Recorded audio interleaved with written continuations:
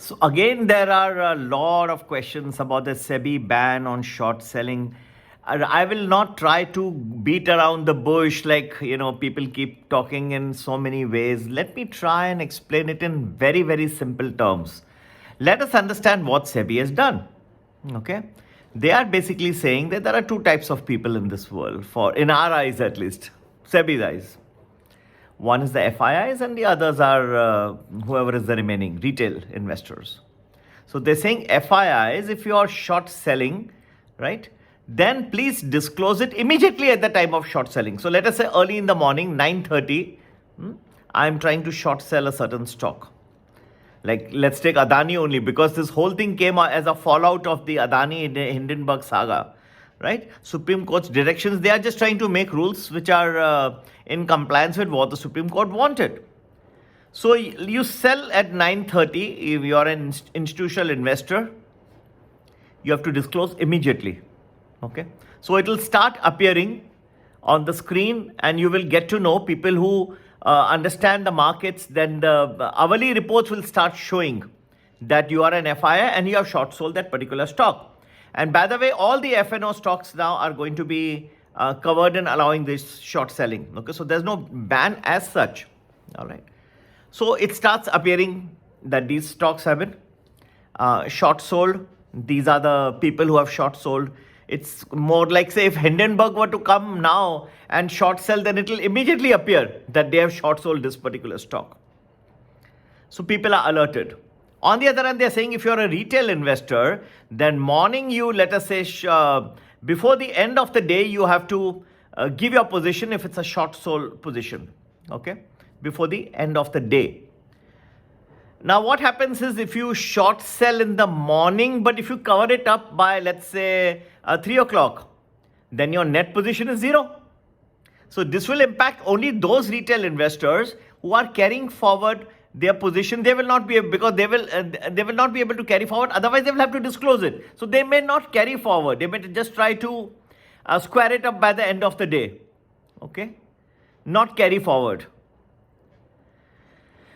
So that also is good from a disclosure perspective. Okay, that people are not carrying forward the positions. Those who are just squaring off by the end of the day, nobody will come to know you had any short sold position. So you can finish it off by the end of the day. Next day, take another position, square it off by that day. Whereas if you were just continuing to carry forward, okay, the positions, then that would come into the picture. So all this has an impact that the liquidity in the system can get impacted in some form. All right, liquidity and price discovery could also get impacted. So this type of a step can people like FIIs can move more towards the cash market. All right. So always the liquidity is necessary in the system. Short selling should never be banned from this perspective that it leads to an earlier stock price discovery. So to that extent, the market prices can get impacted. All right. However, as I told you, retailers, very easy. They'll just square it off by the end of next day morning. Again, they'll take position short.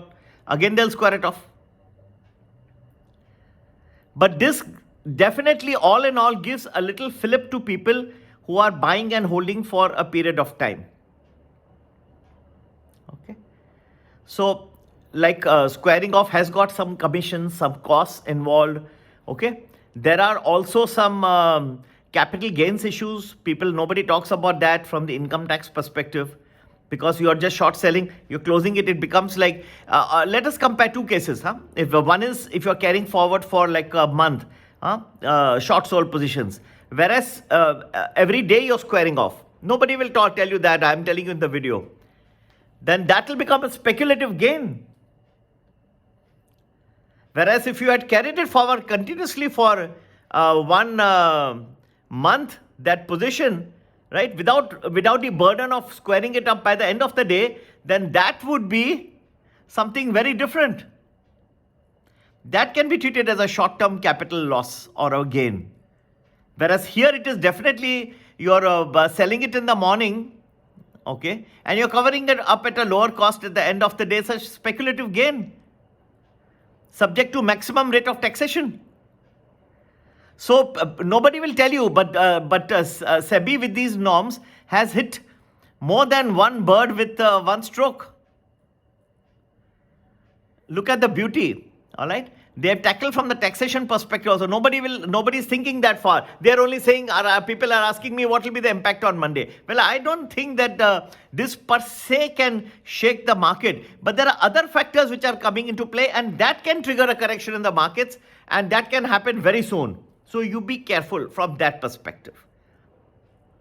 Who will do? You tell me, you are a retail investor, morning you're selling, in the evening you're covering up. It's speculation, speculative profit. I could have on the other hand carried it for one month. So all these things are there. People will not want to get into a speculative gain, right? There's a tax angle also to it. We do tax work also, by the way. You can approach us for some tax work. All right? Capital gains, we are having some issues and all, or return filing, we do that as well. Anyway, friends, to cut the whole thing short, this itself can have an impact in terms of the fact that people may be discouraged a little bit from engaging in short selling. They basically do want to curb it. It is good from the market regulators' point of view because it exposes the whole thing. Who are the people involved? Okay, and who are short selling? Everything will come on the screen very quickly. Disadvantages, price discovery can get impacted. On the other hand, if this is not disclosed quickly, like if you're not figuring out and Hindenburg is doing it or somebody has shorted the cost the stocks of Adani, for example, then people can get caught by surprise at a later stage. So at least you will know this is a short seller, Hindenburg, who has done it. Then he has entered in this stock. Everything will now be on the screen. Everything. Okay. I don't think the impact will be so much immediate, but there are other factors. The market is a little overheated. There are other triggers like geopolitical factors, the Red Sea factor. Then there are some other factors which will come into play, valuation factors, and they can trigger a correction in the market. I'm not saying it is going to be in a jiffy, but when it comes, it will badly hit the stocks which are run up quickly, just like your mid cap, small cap, all this stocks. So be very, very careful, friends. Okay. So I hope that I have been able to explain. It's more than the short selling. Other factors can come and impact the markets. And do join our Premium Plus or the very simple New Year package. You get daily predictions in the New Year package. And the number to get in touch, you can WhatsApp us on 9820861044. And happy investing and take care. Bye-bye.